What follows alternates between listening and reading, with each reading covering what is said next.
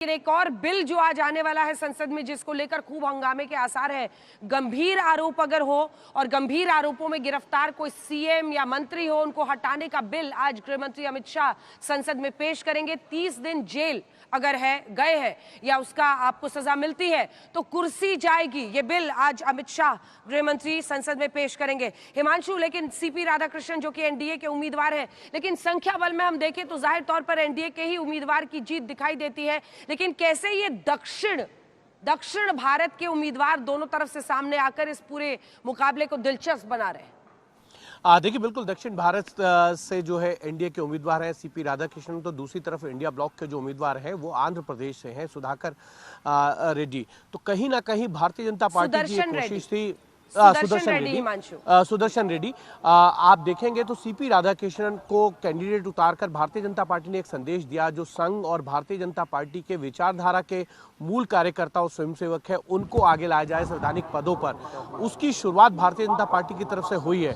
अगर आप देखें तो भारतीय जनता पार्टी का एक स्ट्रेटेजी थी कि इंडिया ब्लॉक के अंदर जो है वो फूट डाली जाए कि क्योंकि 2026 के अंदर जो है विधानसभा चुनाव होने हैं तमिलनाडु में। ऐसे में तमिलनाडु की प्राइड का विषय हो, सीपी राधाकृष्णन जो है वो उपराष्ट्रपति पद के उम्मीदवार है। अब डीएमके को तय करना है कि वो इंडिया ब्लॉक के जो उम्मीदवार हैं सुधाकर रेड्डी, उनके साथ जाएंगे या सीपी राधाकृष्णन के पक्ष में वोट डालेंगे। क्योंकि अगर सीपी राधाकृष्णन के पक्ष में वोट नहीं डाला तो विधानसभा चुनाव में एआईडीएमके और बीजेपी मिलकर ये इस इशू को बना सकती है कि जब उपराष्ट्रपति पद के लिए उम्मीदवार डालना था, जब तमिलनाडु के लिए प्राइड की बात थी, तो डीएमके ने जो है वो इंडिया ब्लॉक के गठबंधन के जो उम्मीदवार थे उनको वोट दिया। हमने पहले भी देखा है अंजना कि कई बार ऐसा हुआ है गठबंधन से बाहर आके जो है वो वोट पड़े हैं। 2007 में अगर आपको याद हो तो जब प्रतिभा पाटिल चुनाव लड़ी थी तो शिवसेना ने आकर जो है प्रतिभा पाटिल के पक्ष में वोट किया था, ये कहते हुए कि वो महाराष्ट्र के लिए एक गौरव की बात है कि उनकी तरफ से राष्ट्रपति पद के उम्मीदवार हैं। तो वो इसलिए एनडीए गठबंधन से बाहर आके उन्होंने वोट किया। 2012 में अगर आप देखें तो जब प्रणब मुखर्जी चुनाव लड़ रहे थे तो जेडीयू और शिवसेना दोनों ने समर्थन दिया था। 2017 में जेडीयू जो है महागठबंधन में था, यानी कि अपोजिशन पार्टीज के साथ था।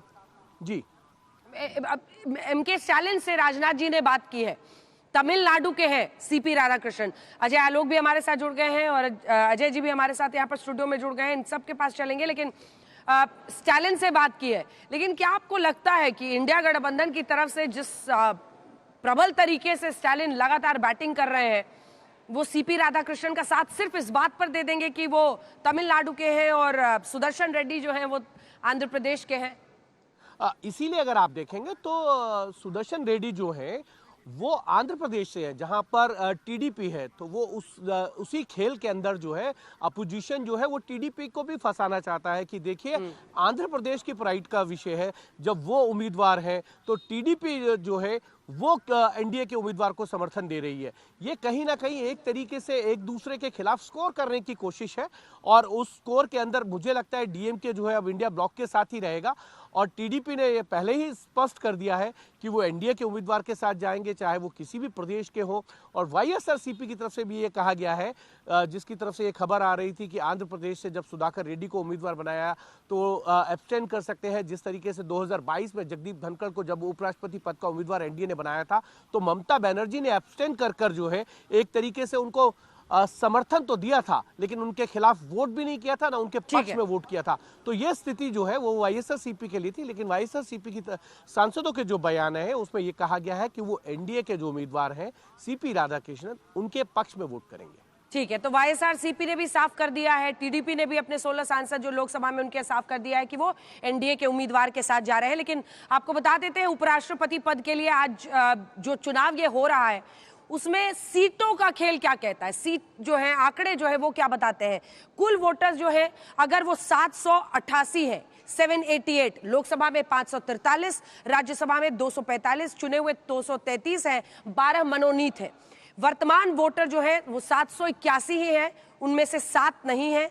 लोकसभा में 542, क्योंकि बशीरहाट जो लोकसभा सीट है वो अभी रिक्त है। राज्यसभा में 239 है, जम्मू कश्मीर में 4, झारखंड पंजाब में 1-1 सीट अभी रिक्त है।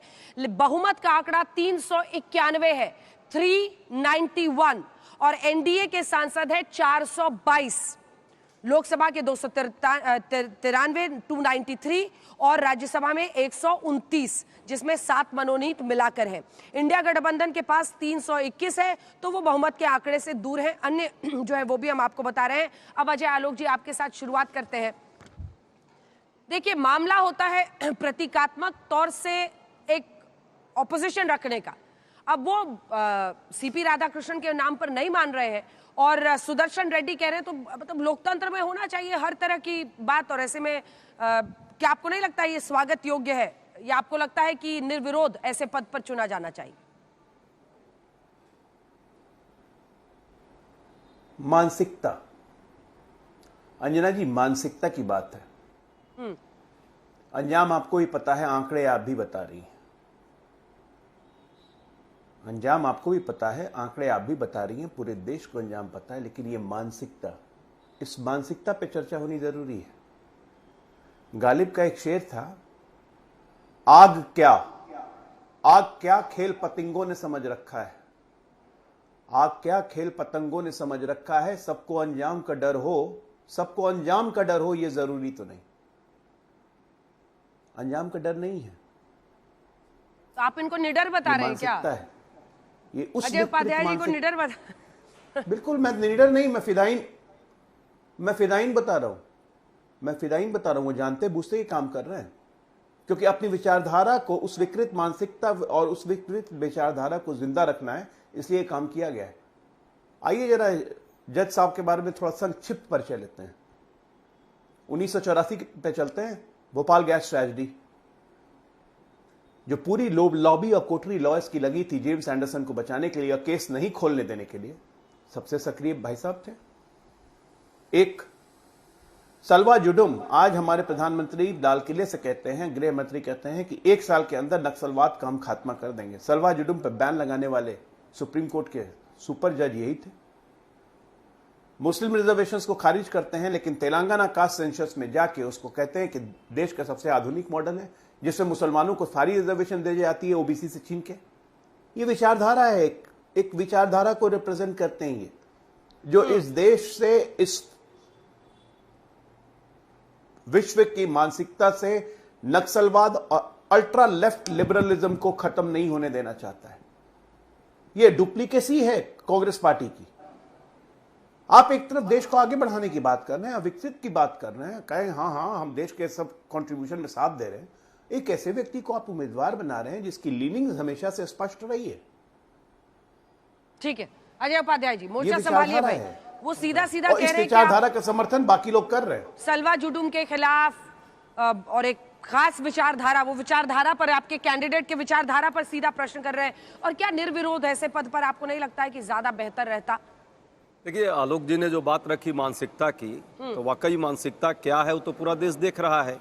औरों की ख्यालात की लेते हैं तलाशी और अपने गिरेबां में झांका नहीं जाता। आप अपने गिरेबां में जरा झांक के देखिए कि क्या किया आपने। जगदीप धनखड़ साहब का क्या किया आपने, ये चुनाव कराने की जरूरत क्यों पड़ी? ये चमचागिरी की जो आप विचारधारा पैदा करना चाहते हैं संवैधानिक पदों पर, उससे छुटकारा इस देश को चाहिए।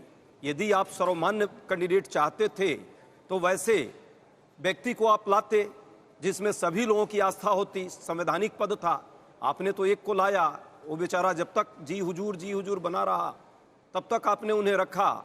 उसके बाद जो है कहाँ अभी उनको लोगों से मिलेंगे, छुपे हुए हैं, छुपाए हुए हैं। कितने लोग उनके स्वास्थ्य का दर्शन करने गए हैं, ये सार्वजनिक मंच पर अभी तक बात नहीं आई। देश के संवैधानिक पद पर उपराष्ट्रपति पद और गरिमा को उन्होंने संजोया। ठीक है, विपक्ष के विरुद्ध में उन्होंने बहुत सारी बात की, बहुत सारे संवैधानिक मर्यादाओं का उल्लंघन किया। जब तक उल्लंघन कर रहे थे आपको ठीक लग रहा था। आज जो है एक बार उन्होंने संवैधानिक मान मर्यादा की बात कर दी, आपने उन्हें रातों रात जो है घंटों में ही कहा कि अब चलिए भाई। तो ये चुनाव की नौबत क्यों आई? चुनाव की नौबत इसीलिए आई। अब हम चाहते हैं कि ऐसा विचारधारा जो संविधान की मर्यादा को सुरक्षित रखे, परंपराओं को, मूल्यों को स्थापित रखे और उसको समझने की उसमें क्षमता हो। हाँ, यदि उच्चतम न्यायालय के चीफ जस्टिस, सर्वोच्च न्यायालय के जस्टिस के पद पर कोई व्यक्ति वर्षों तक रहा, 11, 12, 13 वर्षों के बाद उनको हम लोग चाहते हैं, हमारी हमारे वजह भी विरुद्ध कई बार आ रही हूँ, उन्होंने एक बार जरा बातें रखी। रिपोर्टर्स के पास चलते हैं। ये सब